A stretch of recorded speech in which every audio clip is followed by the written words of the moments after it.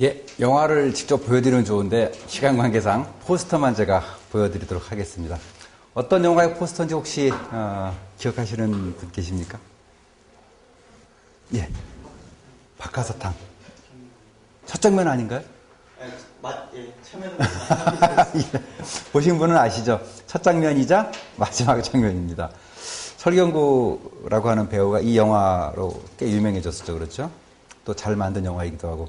근데 사실 저는 좀 보면서 조금 어렵기도 했었는데,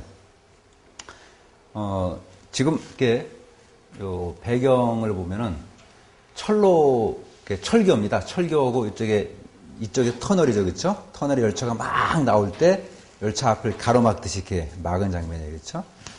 입을 벌리고 뭐라고 얘기를 합니다, 그렇죠? 뭐라고 그런 대사 내용 혹시? 나다시 돌아갈래. 예, 돌아가고 싶어. 이렇게 크게 외치는 장면입니다, 그렇죠? 그러면서 영화가 막 시작이 되고 그렇죠. 예.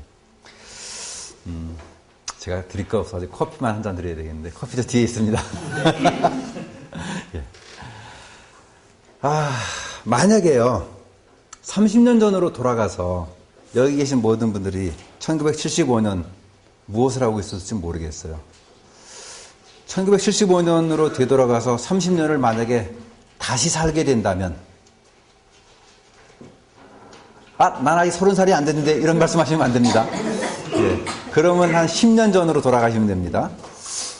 예, 그래서 30년 전으로 돌아가서 다시 30년을 살아오게 된다면은 이런 질문을 제가 드리겠습니다. 1번, 지금하고 생활하는 방법이 거의 똑같을 것이다. 2번, 생활하는 방법이 많이 다를 것이다. 3번, 생활하는 방법이 지금과는 전혀 다를 것이다. 1번 한번 손 들어보시죠. 1번 아무도 없으세요? 야, 1번 한 분 계시고, 예. 그냥 드세요, 예. 예. 2번, 생활하는 방법이 많이 다를 것이다. 예. 3번 한번 손 들어보시죠. 예, 어떤 게 좋은 답이고 어떤 게 나쁜 답인지는 몰라요, 그렇죠? 왜냐면 다 사람마다 가치관이 다 다르기 때문에 그렇습니다. 거의 똑같은 분 같은 경우는 재미있다라는 느낌을 제가 많이 받고, 제 느낌입니다. 많이 받는 거고, 많이 다를 거라는 건 뭐 다른 다양함을 추구하고 싶은 생각도 있으실 거고, 생활하는 방법이 전혀 다를 거다. 아주 다르게 살고 싶은, 또는 어떤 분 같은 경우는 아주 후회 막급한 인생이었을지도 모르겠다. 그런 분은 사실 안 계신 것 같고요. 예. 75년으로 돌아가서, 30년 전으로 돌아가서 이런 질문을 제가 이렇게 드렸습니다만은, 만약에요, 1975년이 아니고 앞으로 30년이 지나서 그래서 2035년이 돼가지고 똑같은 질문을 여러분께 다시 한번 드린다면은 누가 30년 후에 여러분께 이런 질문을 똑같이 다시 한번 한다면 그때는 답이 어떤 게 되시겠습니까? 그때도 지금 선택하신 것처럼 1번, 2번 또는 3번 하실 건가요? 과거는 우리가 회상하고 후회할 수도 있고 안타까울 수도 있고 다시 한번 되풀이하고 싶은 그런 욕심도 가질 수 있지만 결코 우리가 할 수가 없습니다. 이미 굳어져 버렸기 때문에 그렇습니다. 앞으로 30년, 앞으로 60년 또는 100년은 여러분이 어떻게 설계하고 어떻게 실천하기에 따라서 여러분의 꿈대로 그대로 다 이루어진다는 겁니다. 우리가 컨트롤할 수 있는 것은 과거가 아니고 오직 현재로부터 미래까지 그 순간밖에 없습니다. 커리어라고 하는 주제가 광범위하지만 라이프라고 하는 개념보다는 좀 더 축소된 개념이죠. 작은 것을 이렇게 자꾸 생각하다 보면은 보다 넓고 귀한 것들을 갖다가 놓칠 수 있지 않을까 싶은 생각이 들어요. 그래서 여러분들이 여러 가지 역량을 가지고 계시고 여러 가지 경험, 훌륭한 출중한 경험을 가지고 계시지만은 실질적으로 어디다 쓸 것인지 하는 것이 분명해지지 않는다 그러면은 마치 활만 들고 있고 목표를 못 잡고 있는 포수 또는 이런 그 활 쏘는 사람하고 다를 바가 하나도 없을 거라 하는 생각이 듭니다. 아주 멀리 보지 말고요. 이번에 현실적으로 1년, 그 다음에 3년, 5년 정도 후에 나는 도대체 어디쯤 또는 어느 곳에서 어떤 역할을 하면서 어떻게 살 것인가 이런 개념들을 떠올리시면서 여기 간단하게 답을 이렇게 정리를 한번 해주시죠. 짧게 답을 적어주시면 좋겠습니다.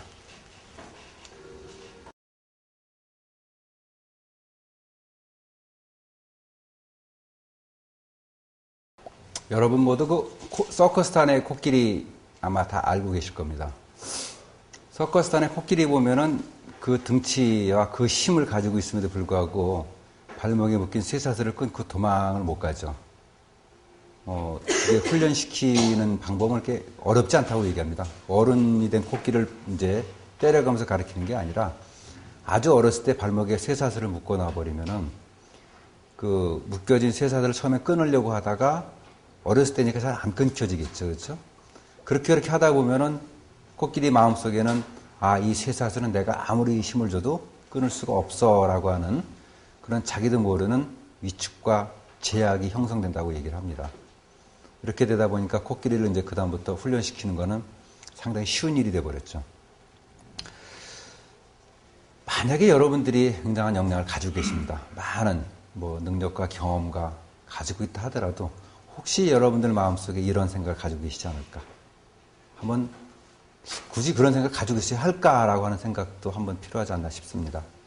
아까 제가 타임라인 이렇게 잠깐 보여드렸습니다만은 타임라인이라고 하는 그 자체도 하나 여러분들이 가지고 있는 마음의 제약이 돼버리죠, 벌써.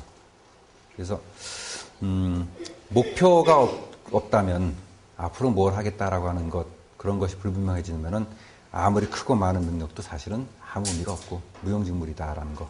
우리가 익숙하게 알고 있는 얘기지만은 한 번 더 기억을 되살려 보았습니다. 이거 뭔지 아십니까? 매직아이라고 보통 얘기하는 건데요. 화면이 조금 흐려요. 이제 좀 답답한데, 매직아이 속에 달러 표시가 되어 있습니다. 이렇게. 그 S자 이렇게 달러 표시 있지 않습니까? 그거를 한번 찾아보십시오. 보이시나? 예, 매직아이입니다.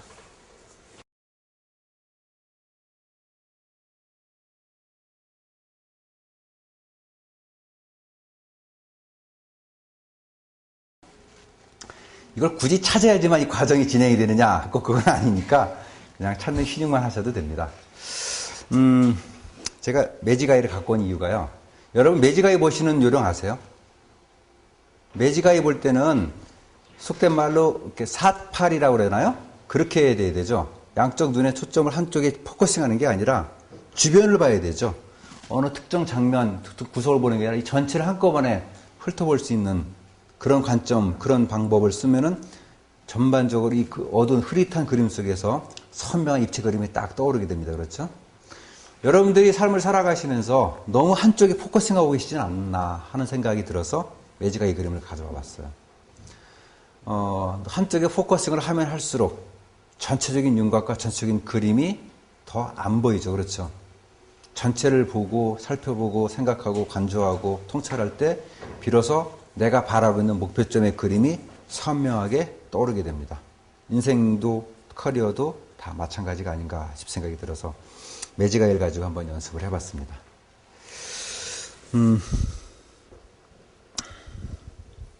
아침에 일어나가지고요, 사람들이 저녁에 잘 때까지 대개 6만 5천 가지 정도 생각을 한다고 합니다. 아침에 깨면 출근 준비해야지, 세수해야지, 양치질 해야지, 밥 먹어야지, 오늘은 어느 길로 갈까, 차를 하고 이런 생각부터 해가지고 저녁에 올 때까지 빨리 집에 가서 빨리 샤워하고 빨리 자야지 뭐 이런 여러 가지 생각들을 합니다. 그래서 하나하나 다 어느 심리학자가 어떤 특정 장치를 써가지고 뇌파를 검사해서 보니까 한 6만 5천 가지 정도 생각을 이렇게 사람이 한답니다. 하루 종일 정도. 근데 또 재밌는 현상을 보면은 6만 5천 가지 생각 가운데서 사람들이 95%는 같은 종류 또는 거의 같은 생각을 한다는 겁니다. 그래서 저와 여러분과 여러분 서로 다 다르게 되는 것, 다른 삶을 산다는 것은 결국은 5% 정도 다른 생각을 갖고 다른 생각을 하기 때문에 사람과 사람이 서로 다르게 된다라고 하는 그런 얘기를 하고 있습니다. 여러분 5% 속에는 어떤 생각을 담아두십니까? 여러분들이 생각하고 계시는 가치들 똑같은 것도 있고 다른 것도 있을 수 있어요. 우선순위도 같을 수도 있고 다른 것들도 있습니다. 95%의 같은 생각과 5%의 다른 생각 속에 여러분들이 담아두시고 싶은 것 또는 담아두셔야 할 것들 어떤 생각들인가라고 하는 것 그런 관점에서 한 번 더 살펴보겠습니다. 제가 생각할 때는 아무래도 과거에 대한 것보다는 미래에 대한 생각을 담아두는 게 계속해서 사람을 서로 다르고 또 다르게 발전시킬 수 있는 게 아닌가 싶은 생각이 들어요.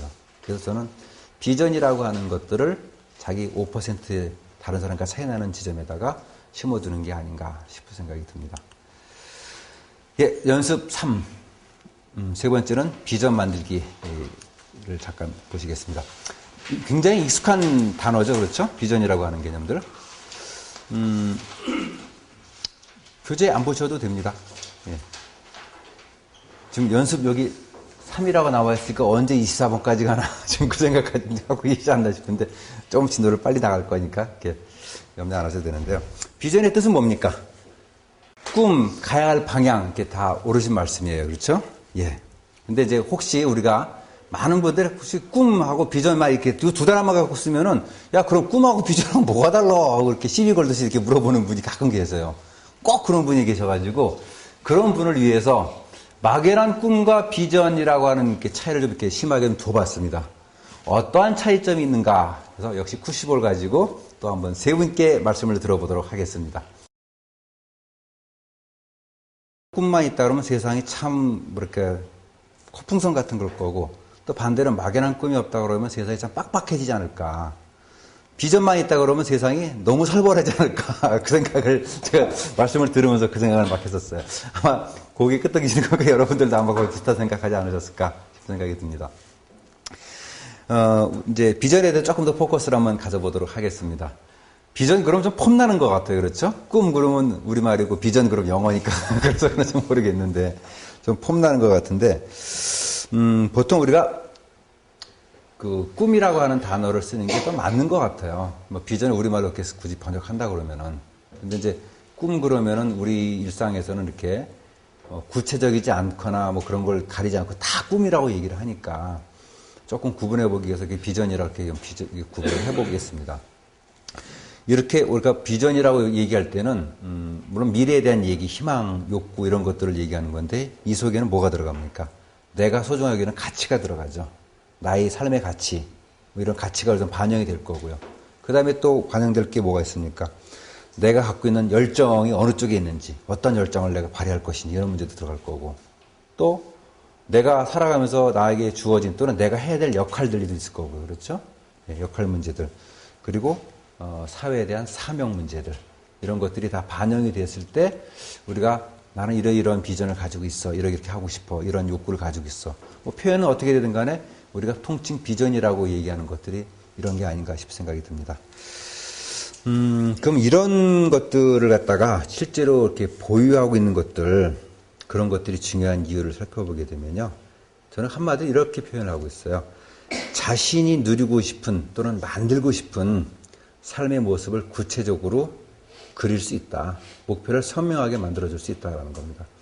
뭐 크게 그냥 일부러 제가 나름다움과 좀 거리가 오는 막연한 꿈과 이렇게 대비되는 비전의 개념을 갖고 있었지만은 지금 이 워크숍 과정 자체가 뭐 막연한 꿈과 비전 중에서 어느 게 더 좋으냐 나쁘냐 이걸 가리는 게 아니라 우리가 플래닝하기 위해서 어떤 관점을 가지고 어떤 것들을 알고 이해하고 반영해야 될 건가 이런 생각을 하다 보니까 이런 부분들에 대해서 좀 더 우리가 각자 가지고 계신 그 생각들을 정리할 필요가 있겠다 싶은 생각이 들어서 이렇게 했습니다. 그래서 계속해서 드리고 싶은 말씀 중에 하나가 도전하고 싶은 목표가 불분명해지면 아무것도 안 이루어진다는 거. 우리가 너무나 익숙하게 많이 알고 있거든요.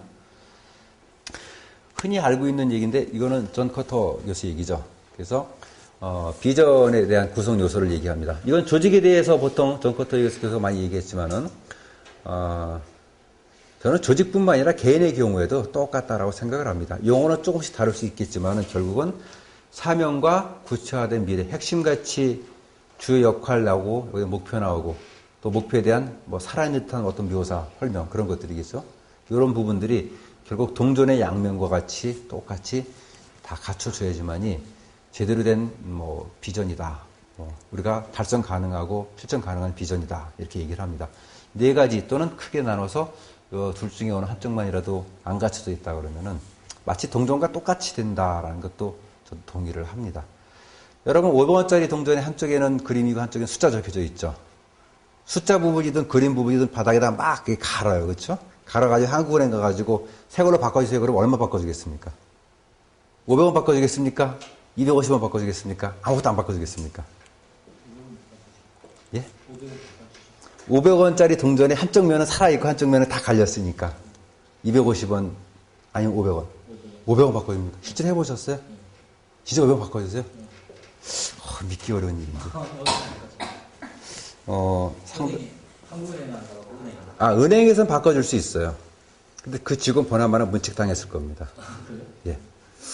한국은행법에 의하면요, 지폐든 화폐든 51%가 되었을 때 비로소 그 화폐 가치를 인정을 하기 시작합니다. 그러면 51%가 되면은 250원이거든요.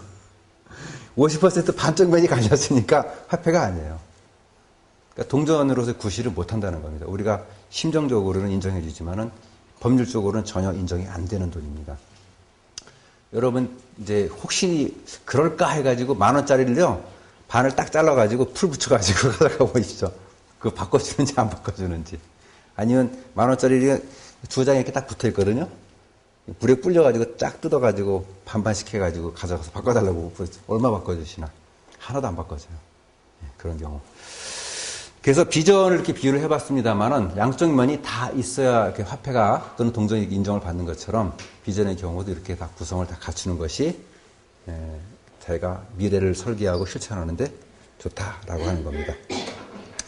자, 탄생서 죽음까지 이 과정 중에서 여러분들은 뭐 중간에 계신 분도 있고 요 앞쪽에 계신 분도 있고 또 뒤쪽에 계신 분도 있을 수 있습니다. 심리적으로 내가 어디까지 왔는지 이렇게 생각을 하고 계실 거예요. 여러분이 지금까지, 그러니까 탄생에서부터 지금까지 쭉 이제 살아오시는 과정 중에서 보면은 즐거웠던 기억. 진짜 나는 끝내주는 사람이었어. 진짜 나는 내가 생각하고 정말 잘했어. 라고 하는 그런 기억을 한두 번씩 가지셨을 거고요. 또 어떤 경우는, 내가 이거밖에 안 되나. 정말 참 한심해 하는 생각을 가지셨을 경우도 있을 겁니다. 언제 그런 감정을 가지셨는지 한번 생각하면 잠깐 해보시죠. 지금까지 살아온 내 인생을 되돌아봐서 내가 최고의 상황이었다라고 그 느낌을 가졌을 때 언제 어떤 상황이었는지 한번 살펴보시고 또 반대로 최악의 상황이었다라고 느꼈을 때가 언제 어떤 상황이었는지 한번 잠깐 생각을 한번 해보십시오.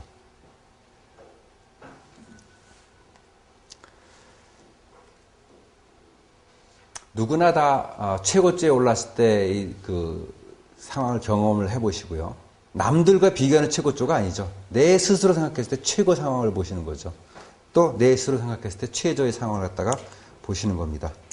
그래서 최고점에 올라섰을 때 이 감정을 이렇게 적어보시고요. 최악의 상황에 접했을 때 감정을 또 적어보십니다. 그리고 최악의 상황에서 회복됨을 느꼈을 때 회복되고 있는 과정에서 느꼈던 감정을 한번 적어주시면 좋겠습니다.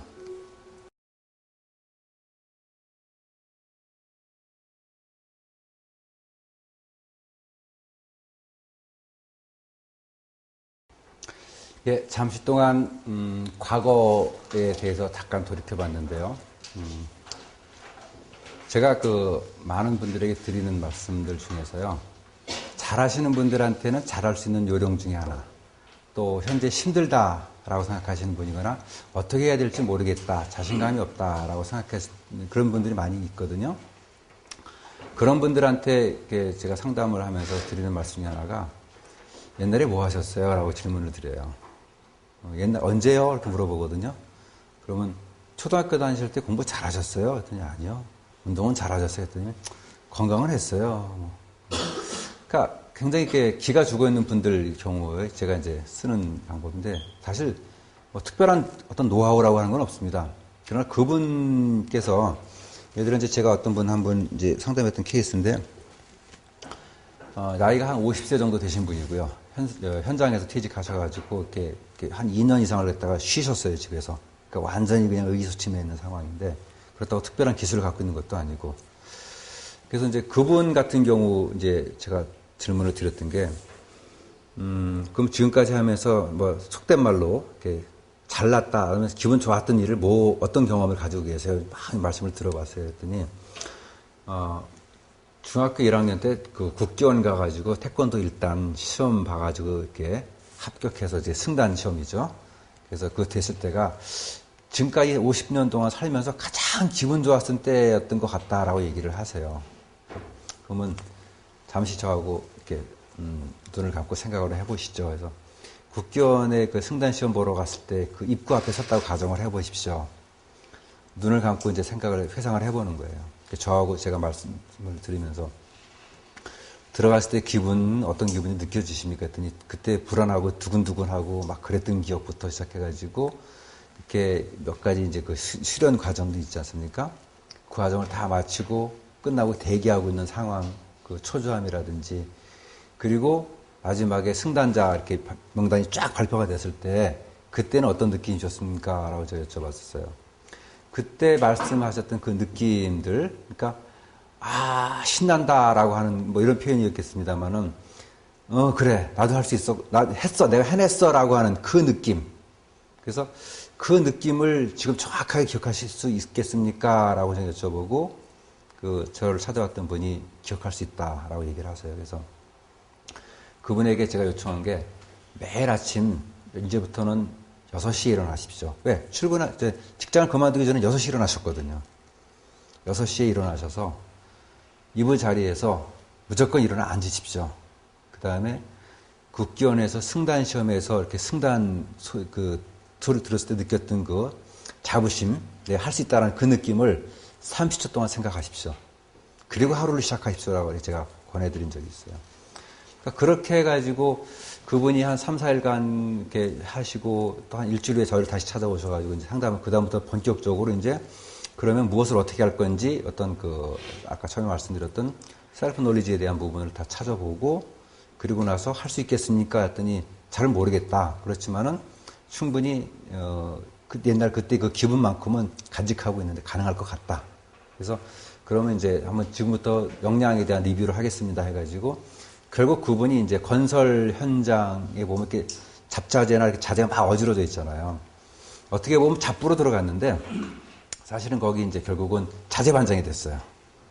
예. 그래서 물론 그분 성격을 제가 보니까 MBTI를 보면 ISTJ이고 그다음에 그 홀란드 코드를 보면은 그 RC 쪽이 가깝기 때문에 RC로 보고 그다음에 다른 것도 이제 그 사람 과거 영역 컴퓨터는 어느 정도 다룰 수 있는지 그런 건 컴퓨터를 많이 다룰 필요는 없는 거고 그렇게 해가지고 한 2달 정도 만에 그분이 처음에는 잡부로 들어가서 자재 쪽 일을 내가 하겠다 먼저 말씀하시라고 그렇게 권유를 해가지고 코칭을 해서 한 3개월 조금 더 지났는데 그 바람에 이제 큰 현장은 아니지만은 자재 담당 반장으로 그분이 2년 동안 놀다가 이렇게 일을 시작하신 케이스가 있습니다.